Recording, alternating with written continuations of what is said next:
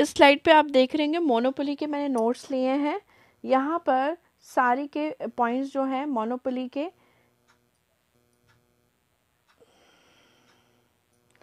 सारे पॉइंट्स जो हैं मैंने मोनोपोली के लिए हैं। यहाँ पर देखिए सिंगल फर्म सेलर है, यानी कि मोनोपोली मार्केट में जो फर्म का सेलर है वो जो है सिंगल होता है, यानी कि विक्रेता सिंगल होता है, यानी एक प्रोड्यूसर होता है, ठीक है।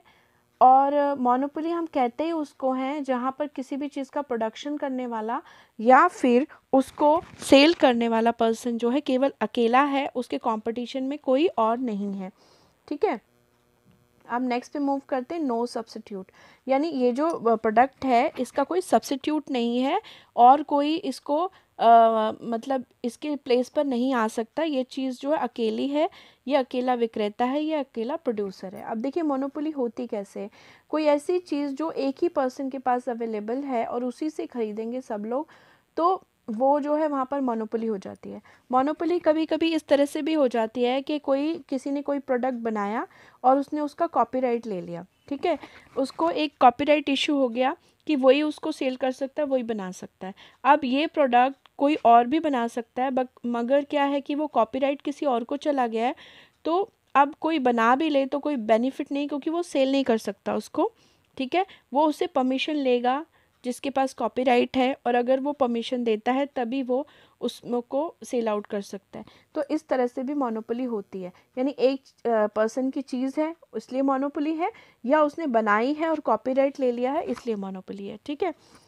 तो फिर इस तरह से एक ही सेलर होता है, कोई सब्स्टिट्यूट नहीं होता उस चीज़ का, और very difficult entry for a new firm, ठीक है। जब एक पर्सन के पास ही वो चीज़ अवेलेबल है तो दूसरी फर्म के लिए एंट्री बहुत मुश्किल हो जाती है, क्योंकि देखिए एक चीज़ की मोनोपोली अगर किसी के पास, तो यानी कि वो प्रॉफिट मार्जिन पूरा मार्केट का उसके पास है, यानी कि फाइनेंशियली बहुत स्ट्रांग हो जाता है वो पर्सन, या फिर कॉपीराइट है, ठीक है, कानूनन वो स्ट्रांग है।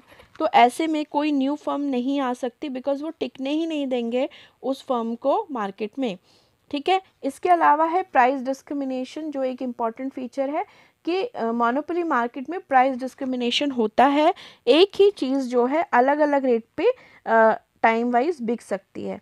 यानी कि जो मोनोपोलिस्ट होता है वो क्या करता है कि पहले एक हायर रेट रखता है, ठीक है, और उस पर अपना काफ़ी सेल निकाल देता है, ठीक है। उसके बाद जब उसको लगता है कि अब इस प्राइस पे और ज़्यादा डिमांड नहीं आ सकती, तो वो प्राइस को कम करके बेचता है, ठीक है, और ज़्यादा मार्केट को ऑक्यूपाइड कर लेता है, ठीक है। कुछ लोग जो पहले उस गुड को खरीद नहीं पा रहे थे, फिर वो उस प्राइस पर कैपेबल हो जाते हैं। इस तरह से वो धीरे धीरे डाउन कर करके अपना जो है स्टॉक निकालता रहता है और बिकता रहता है, ठीक है। तो यानी कि प्राइस उसके कंट्रोल में है, वो जब चाहे जिस तरह से चाहे प्राइस को प्राइस पर बेच सकता है, यानी प्राइस डिस्क्रिमिनेशन होता है मोनोपोली में, ठीक है, क्योंकि उसका एकाधिकार होता है पूरी तरह से प्राइस पे। देन एआर जो कर्व है, इसका एवरेज रेवेन्यू का जो कर्व है वो डाउनवर्ड स्लोपिंग होगा। अब ये देखिए पहले से ही कनेक्टेड है, ये पहले पॉइंट से, बिकॉज प्राइस डिस्क्रिमिनेशन होता है, यानी कि प्राइस जो है वो कम कर सकता है। अगर वो प्राइस कम करके बेचेगा तो उसका जो एवरेज रेवेन्यू है वो तो घटेगा ही, ठीक है। तो एवरेज रेवेन्यू कर्व जो है डाउनवर्ड स्लोपिंग होगा, और इसको जब मैं आप फिगर पे मैं आपको समझाऊंगी तो आपको बहुत अच्छे से क्लियर होगा, ठीक है। चलिए तो फिर मूव करते हैं नेक्स्ट स्लाइड पर। आई होप मोनोपोली अच्छे से समझ में आई होगी। मोनोपोली एक तरह का पर्सन का एक उसका होलसेल प्रोडक्ट है, या फिर आप कह सकते हैं कि उसको उस चीज़ का कॉपीराइट मिला हुआ है, कानूनन उसको अधिकार है उसको बनाने और सेल आउट करने का, ठीक है। चलिए तो फिर मूव करते हैं हम। यहाँ स्क्रीन पे आप ग्राफ ऑफ मोनोपोली देख रहे हैं, ठीक है। ये जो आपकी हॉरिजॉन्टल लाइन है यहाँ हमने आउटपुट शो किया है, और वर्टिकल लाइन पे AR और MR। AR और MR क्या होता है? एवरेज रेवेन्यू और मार्जिनल रेवेन्यू। एवरेज रेवेन्यू क्या होता है कि जब आप काफ़ी आउटपुट सेल आउट कर लेते हो, ठीक है, तो जो भी एक फर्म को जितना भी इनकम टोटल हुई है उसमें जितना भी आउटपुट सेल आउट हुआ उससे डिवाइड करके पर यूनिट प्रोडक्ट के हिसाब से कितने मतलब मनी उसको रिसीव हुआ, वो एवरेज रेवेन्यू होता है। और मार्जिनल रेवेन्यू होता है कि हर एक नए आउटपुट जो भी प्रोडक्शन है, हर नई यूनिट को बेचने के बाद उसको क्या मिल रहा है।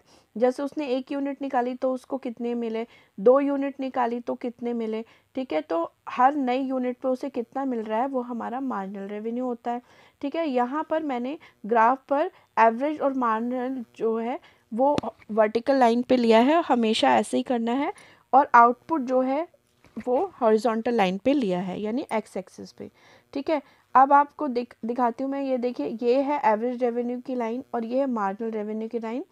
मोनोपोली में मार्जिनल रेवेन्यू की लाइन नीचे होती है और एवरेज रेवेन्यू की ऊपर होती है, ठीक है।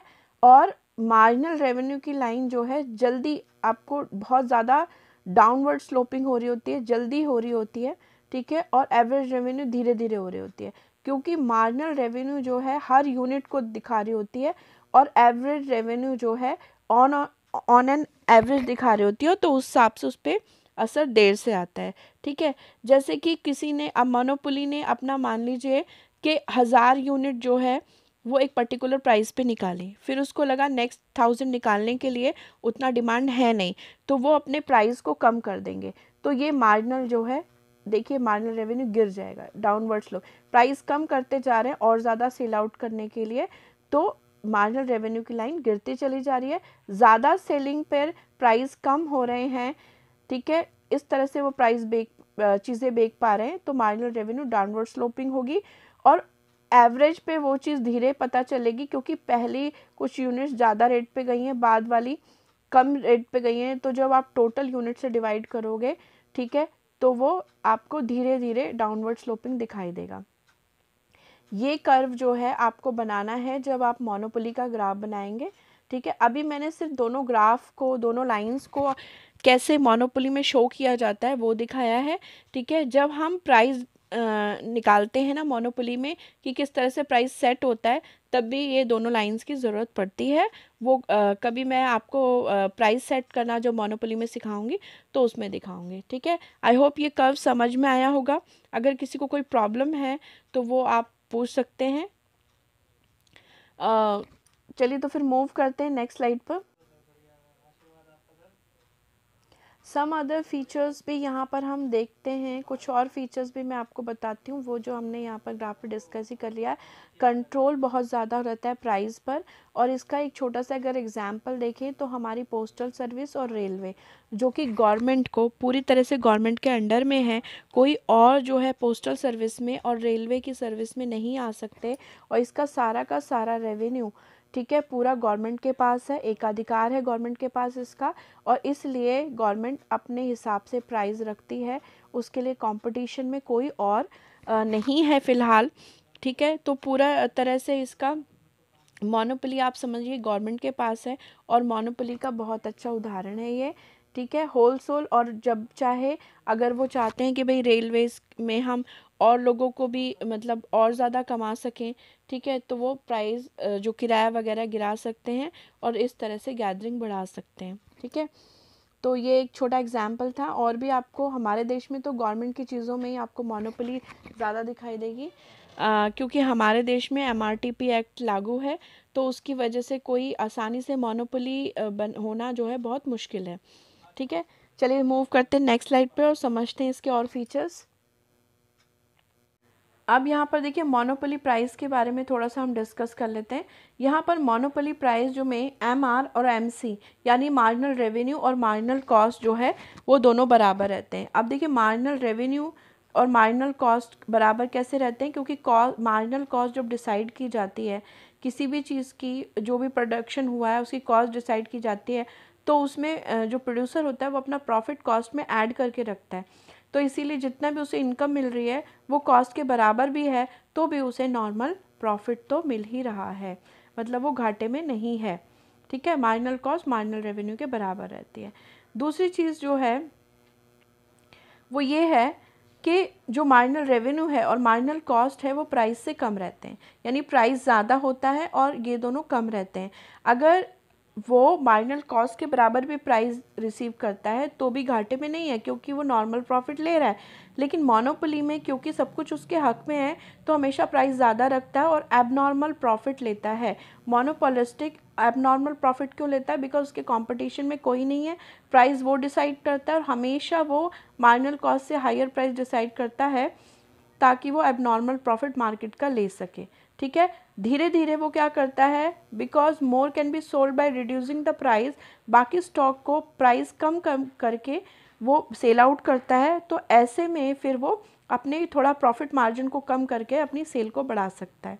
ठीक है, मोनोपोली क्यों होती है? क्योंकि जो भी प्रोड्यूसर होता है वो इकलौता होता है, वो लेस आउटपुट जनरेट करता है, कम चीज़ों को प्रोडक्शन करता है और ऐसे में वो हाई प्राइस रखता है, क्योंकि वो चीज़ों की कमी दिखाता है कि भाई इतना ही प्रोडक्शन हुआ है और हायर प्राइस दिखा के उन चीज़ों को बेचता है।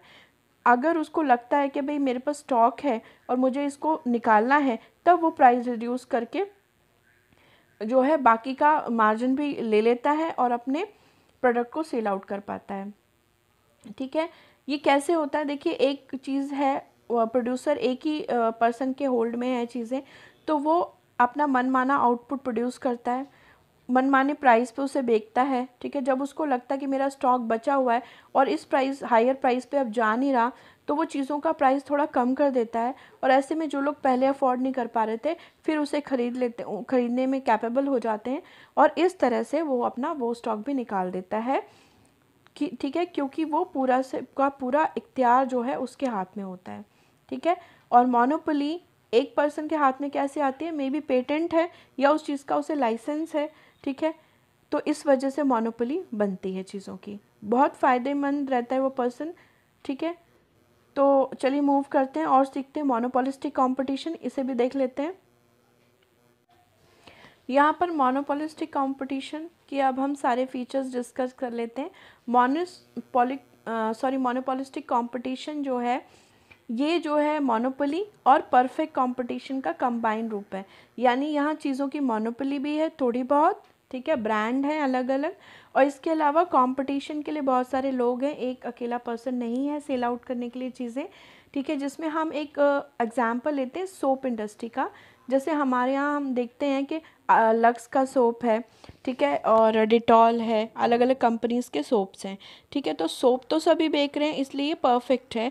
यहाँ कंपटीशन है चीज़ों का, ऐसा नहीं कि सब्स्टिट्यूट अवेलेबल नहीं है, बट क्या चीज़ है कि अपने अपने ब्रांड पे मोनोपोली है, यानी कि अलग अलग ब्रांड है और उस ब्रांड में क्या प्रोडक्ट होगा, क्या डिज़ाइन होगा, क्या कलर होगा और क्या प्राइस होगा, ठीक है, ये वो पूरी तरह से डिसाइड करेंगे।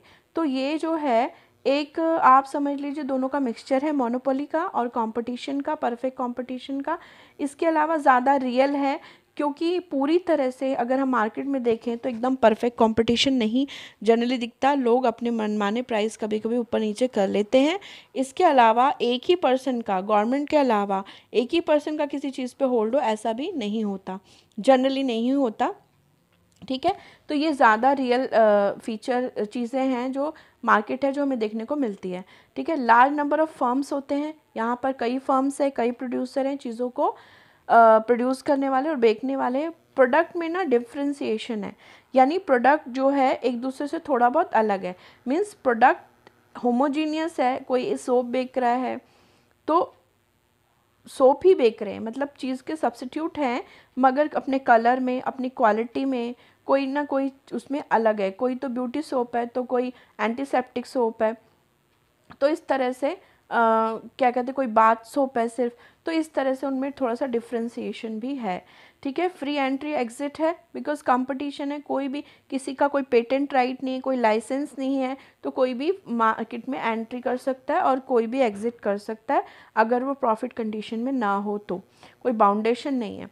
ठीक है, इसके अलावा सेलिंग कॉस्ट लगती है, बिकॉज आपको पता है जब कंपटीशन है और इतने सारे प्रोडक्ट हैं और ब्रांड हैं तो उनको क्या करना पड़ता है, एडवर्टाइज़ करना पड़ता है, चीज़ों को अलग अलग जगह पर ले जाके थोड़ा सा मतलब हर जगह पहुंचाना पड़ता है ताकि और ज़्यादा मार्केटिंग हो सके। इसके अलावा कभी कभी डिस्काउंट्स वगैरह, ये भी सेलिंग स्ट्रेटेजी का पार्ट होता है, डिस्काउंट देना कॉस्ट को कम कर देना या कोई नए फीचर्स डाल देना, तो सेलिंग कॉस्ट भी यहाँ पर लगती है।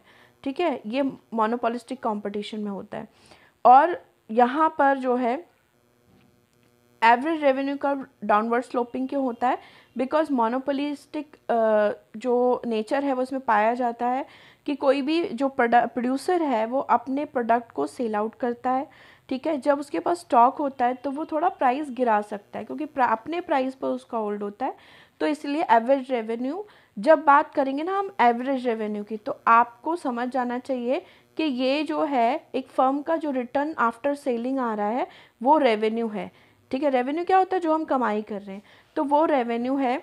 और हम बात कर रहे हैं उसके इनकम की, तो एवरेज रेवेन्यू इनकम घटती जाएगी का सेंस ये होगा कि और सेल आउट करने पे कम होगी क्योंकि वो प्राइस रिड्यूस करके बेच रहा है क्योंकि मोनोपोली है उसकी अपने प्रोडक्ट पर।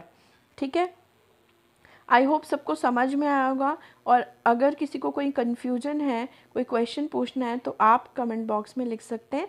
आई will answer for sure. And thanks for watching the video. और please like share and subscribe करना ना भूलें। Have a nice day. Okay जी, थैंक यू।